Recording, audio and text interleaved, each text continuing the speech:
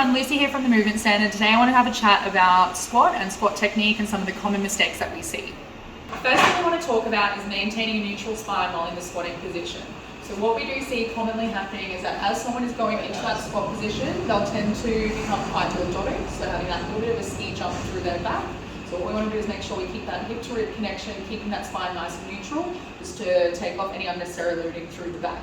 So make sure holding this in, so as we come down, we're keeping that back nice and straight. The other thing we want to make sure as well is that we're not letting the shoulders roll forward and coming into a kyphotic position, so having that drawn forward position. Again, just keeping that nice neutral positioning through the spine, making sure that we're loading correctly.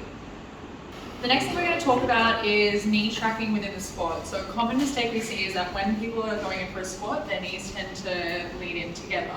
So this is called knee valgus. A big contributor to this may be things like weak glutes or even poor ankle range. So the biggest thing you want to think about for this is making sure that we're keeping the knees apart, keeping the big toe down on the ground as we're sitting down into the squat.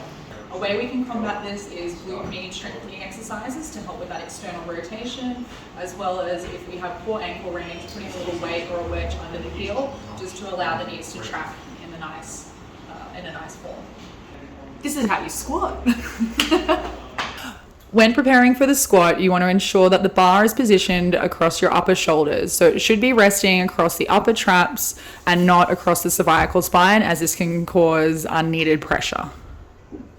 When learning to squat, it is imperative that you earn the right to load. So you want to make sure that technique is impeccable before you start putting any weight on the bar.